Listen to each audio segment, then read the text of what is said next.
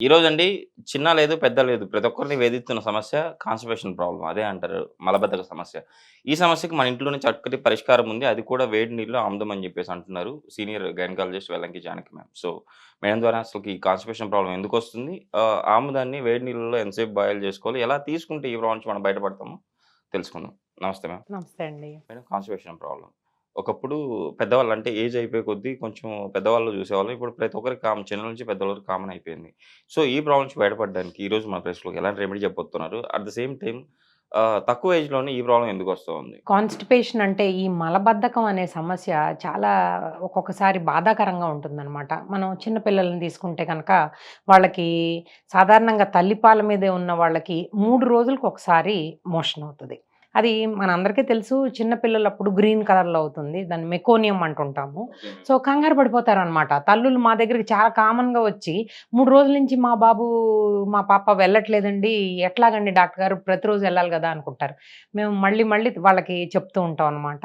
చాలా సహజంగా 3 రోజులకు ఒకసారి వెళ్తారు చిన్న పిల్లలు. అది కరెక్ట్ అనమాట.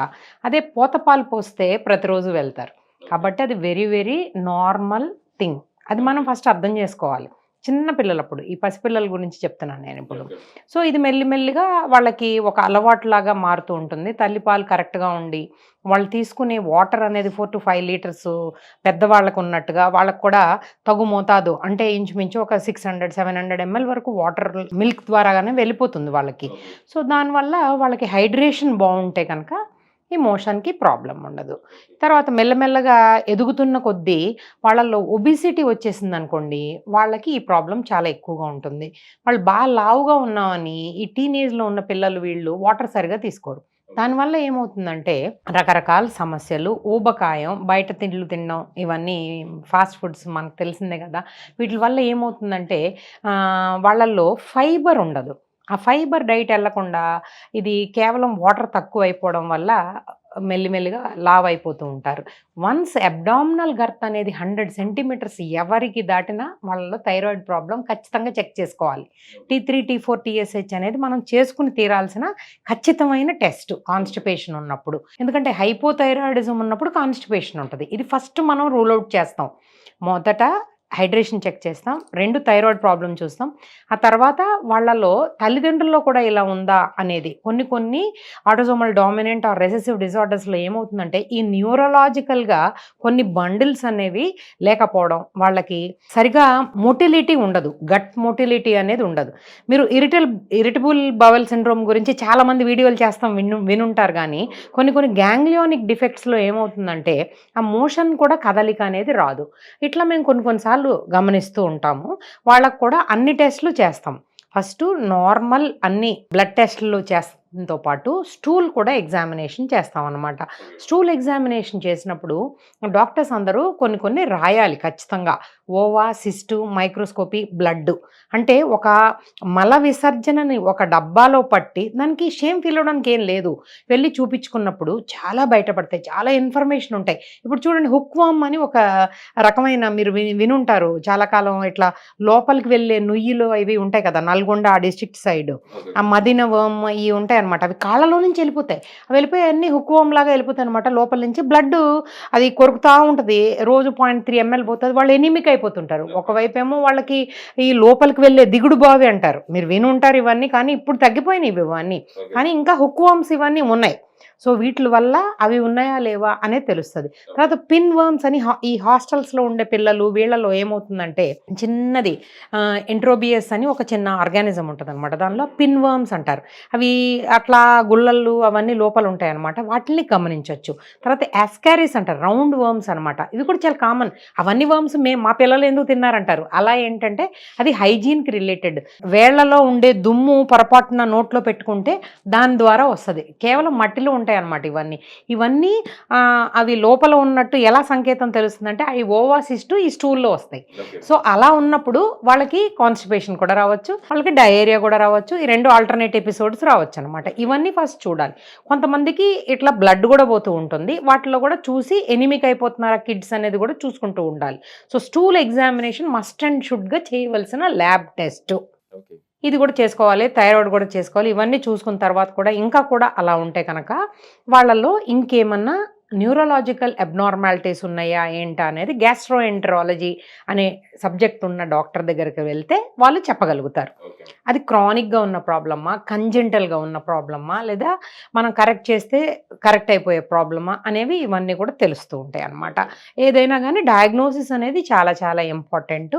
ఇవన్నీ అయిపోయిన తర్వాత కొలనోస్కోపీ అని లోపలికి దుర్బింది లాంటిది లోపలికి పెట్టి చూడడం కూడా జరుగుతుంది. ఎందుకంటే కంజెనిటల్గా పాలిప్స్ అనేవి కొన్ని ఫ్యామిలీస్లో రన్ అవుతూ ఉంటాయి. సో అట్లా ఉన్న వాళ్ళకి ఇట్లా నోటి చుట్టూ కూడా ఇట్లా డార్క్గా స్పాట్స్, పిగ్మెంటేషన్ ఉండడం, అది మేము చూడగానే క్లినికల్ కొన్ని బయట కనిపించిన దాన్ని బట్టి కొలనోస్కోపీ అది రాసి పంపించడం ఇట్లాంటివి కూడా జరుగుతూ ఉంటాయి. సో అవి జరిగినప్పుడు అవసరమైతే బయాప్సీ తీసి దానిలో ఉండవలసిన న్యూరాన్స్ అంటాం కదా, గ్యాంగ్లియాన్స్, అవి లేవు అని ధృవీకరించాలి. బయాప్సీ ద్వారా అది ధృవీకరణ జరుగుతుంది. అదంతా కూడా స్పెషలైజ్డ్ డాక్టర్స్ ఫర్ దట్ చేస్తారనమాట. కాకపోతే మనకు ఆ లేబుల్ కావాలి.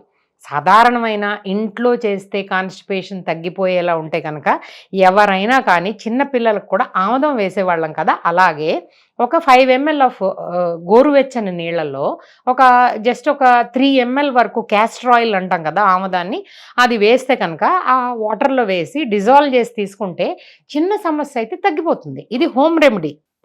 చాలా చిన్న సమస్య అయితే తగ్గిపోతుంది. కానీ ఒకవేళ తగ్గలేదంటే మటుకు డయాగ్నోసిస్ అవసరం పడుతుంది. అప్పుడు ఎండోక్రైనలాజికల్ ప్రాబ్లమ్స్ ఉన్నాయా, న్యూరలాజికల్ ప్రాబ్లమ్స్ ఉన్నాయా అనేది ఆ పర్టికులర్ స్పెషలిస్ట్ దగ్గరికి వెళ్తే వాళ్ళు సూచన చేయగలుగుతారు. మన ఫ్యామిలీ డాక్టర్తో కూడా ఈ సమస్యలు అనేవి వచ్చినప్పుడు ఖచ్చితంగా మనం తెలుసుకుని దాన్ని రెక్టిఫై చేయాలి. ఇంకొకటి ఏంటంటే ఇప్పుడు మేల్స్ అవ్వనివ్వండి, ఫీమేల్స్ అవ్వనివ్వండి, ఒక్కొక్కసారి ఫిషరిన్ నానో అంటారు, మీరు వినుంటారు కదా. చాలా గట్టిగా ఉన్నప్పుడు మలబద్ధకపు సమస్య గట్టిగా ఉన్నప్పుడు కూర్చున్నప్పుడు పగిలిపోతుంది. అక్కడ చర్మం చాలా పలచగా ఉండడం వల్ల అది ఫిషర్ అని ఫామ్ అవుతుంది అనమాట. అట్లా ఫామ్ అయినప్పుడు ఆ విపరీతమైన నొప్పికి వాళ్ళు ఇంకా వెళ్ళడానికి భయపడిపోతారు, తినరు, వాటర్ తాగరు. ఈ ఫిషరినానో చాలా గొప్ప సమస్య. సో చాలామంది జనరల్ సర్జన్స్ ఏం చేస్తారంటే ఆ బవెల్ కదలికలు రావడానికి చాలాసార్లు క్రెమాఫిన్, మీరు వినే ఉంటారు, అగరాళ్ళు, ఇట్లాంటి సిరప్స్ కూడా పెడుతూ ఉంటారు. అలాగే డెలివరీ అయిన తర్వాత, నార్మల్ డెలివరీ అయిన తర్వాత విపరీతమైన పెయిన్ వల్ల, ఆ తర్వాత ఎపిసియోటమీ స్టిచెస్ ఉంటాయి కదా, వాటిలన్నిటి వల్ల వాళ్ళకి ఏం చెప్తామంటే సిడ్జ్ బాత్ అని చెప్తాం. సిడ్జ్ బాత్ అంటే ఏం లేదు, ఒక గోరువెచ్చని నీళ్లు ఒక టబ్లో పెట్టుకుని దానిలో కూర్చోవడమే. అవి ఆ సూదనింగ్కి అవి తగ్గిపోతాయి, హీల్ అయిపోతాయి అనమాట. ఫిషర్ కానీ ఎపిసియోటమీ కానీ తగ్గిపోతే ఆ పెయిన్ తగ్గితే మోషన్కి వెళ్ళడానికి ధైర్యం చేస్తారనమాట. ఇది మనకి మిడిల్ ఏజ్ సమస్యలు. బాగా ఏజ్డ్ వాళ్ళలో ఏమవుతుందంటే బెడ్ రిడెన్ ఉంటారు వీళ్ళు, అవన్నీ రాళ్లలాగా అయిపోతాయి. వాటిని ఫీకోలిత్ అంటారనమాట. ఆ రాళ్ళు అనేవి ఒక వేలుతో తీస్తే కానీ రావు. సో బెడ్ రిడెన్ వాళ్ళకి ఇవి చాలా సమస్యలు. పెద్దవాళ్ళు అయిన కొద్దీ ఈ సమస్యలన్నీ బాగా పెరుగుతూ ఉంటాయి. సో రెగ్యులర్గా మోషన్ అనేది కంపల్సరీ. చాలామంది నాకు తెలిసిన వాళ్ళు, ఏజ్డ్ వాళ్ళు ఎనిమా ఇచ్చుకుంటారు, వాళ్ళకి ఆ బవెల్ మూమెంట్ అనేది పోతూ ఉంటుంది. సో ఎనిమా ఇవ్వడం అనేది సర్వసాధారణం. అదేగాక నేచర్ క్యూర్ హాస్పిటల్స్కి వెళ్తే వాళ్ళ ఫస్ట్ ట్రీట్మెంట్ ఎనిమానే ఉంటుంది. ఎనిమా ఒక క్యాన్ ఇచ్చి వాళ్ళు ఎప్పటికప్పుడు ఇది క్లీన్ చేసేసుకోవాలి అట్లా అంతా నేర్పిస్తూ ఉంటారు. సో అలా అలవాటు పడిపోయిన వాళ్ళకి ఇంకా సాధారణంగా మల విసర్జన అనేది జరగదు. వాళ్ళు ఖచ్చితంగా దానికి ఎనిమా రెగ్యులర్గా తీసుకుంటూ ఉంటారు. అంతవరకు ఏం వెళ్ళక్కర్లేదు. రెగ్యులర్ బవెల్ హ్యాబిట్స్ లేకపోతే ఒకసారి చూపించుకోవాలి.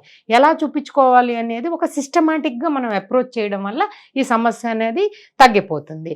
చిన్న ఒక ఆముదం కొన్ని గోరువెచ్చల నీళ్ళలో వేసుకుంటే కనుక తగ్గిపోయేటట్టయితే ఏ స్పెషలిస్ట్ దగ్గరికి వెళ్ళక్కర్లేదు. 4 to 5 లీటర్స్ ఒక అడల్ట్ వాటర్ తీసుకోవాల్సింది, అది చిన్నపిల్లల్లో అయితే ఒక 1 లీటర్ వరకు తీసుకోవచ్చు. ఇలాగా హైడ్రేటెడ్ బాడీస్ ఉండి చక్కగా మనకి ఫైబర్ ఎక్కువగా ఉన్న డైట్స్. ఫైబర్ ఎక్కడ ఉంటుంది డాక్టర్ గారు, ఫైబర్ వాటర్లో కలుపుకొని తాగచ్చా, ఇసాబ్ గాలని దొరుకుతుందని చాలామంది అడుగుతారు కామన్గా. సో ఇలాంటివన్నీ కాదండి. ఫైబర్ మన పీచు పదార్థం ఏ ఆకుకూరల్లో అయినా, కాయగూరలో అయినా, పళ్ళల్లో అయినా ఉంటుంది. అంటే ఒక బ్యాలెన్స్డ్ డైట్ తీసుకోగలిగితే కనుక వాళ్ళల్లో ఖచ్చితంగా ఫైబర్ వస్తుంది. దాంతో మనకి కాన్స్టిపేషన్ అనే సమస్య చాలా వరకు తగ్గిపోతుంది.